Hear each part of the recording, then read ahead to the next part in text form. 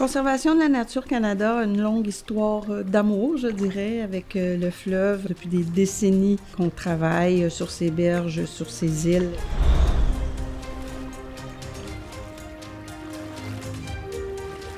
On y retrouve de nombreux écosystèmes extrêmement riches, essentiels à la survie d'une multitude d'espèces, faune, flore. Mais c'est essentiel aussi à notre propre survie comme être humain.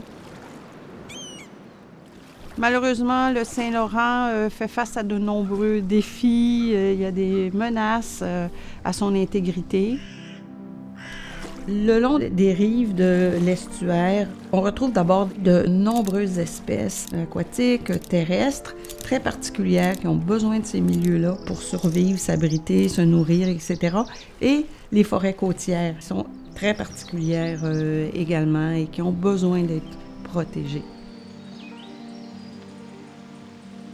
Ces milieux sont menacés par la fragmentation des habitats, par l'invasion des espèces exotiques, l'érosion côtière, les effets des changements climatiques. Ce sont là vraiment toutes des menaces qui méritent notre attention et qui sont inquiétantes. On vise par nos travaux à améliorer la qualité des eaux, à protéger l'habitat d'espèces qui sont particulièrement menacées. Puis on travaille aussi à engager les communautés pour les sensibiliser et les faire participer à la protection.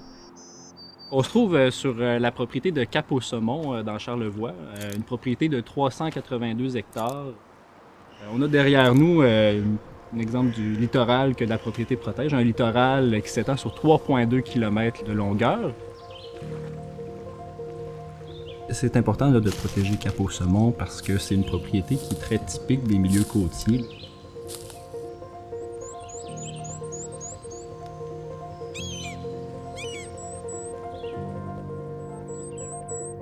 Spécifiquement à Cap-au-Saumon, on se trouve là, dans un corridor de migration des oiseaux là, très important le long du fleuve Saint-Laurent.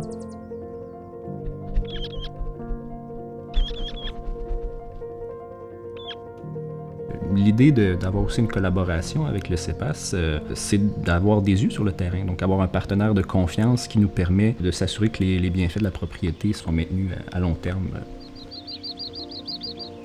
Le Centre écologique de Port-au-Saumon a pour mission d'éduquer et d'émerveiller les gens en nature. D'avoir un nouveau voisin comme Conservation de la nature Canada, pour nous, c'est inouï. Parce qu'on sait maintenant que le territoire à côté de nous est protégé dans la même cohérence que ce qu'on essaie de faire depuis des années. Et ça, c'est gagnant-gagnant, de mettre en valeur ces zones-là, mais aussi de les protéger.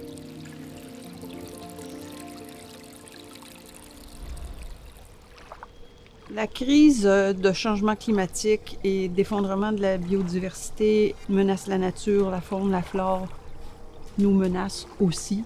On veut travailler avec la nature pour restaurer et sauvegarder le monde vivant. Donc, on est assez résolu, on est déterminé, on est optimiste aussi. Je dirais que notre plus grande force réside à rassembler de multiples acteurs pour s'attaquer à ces problèmes-là.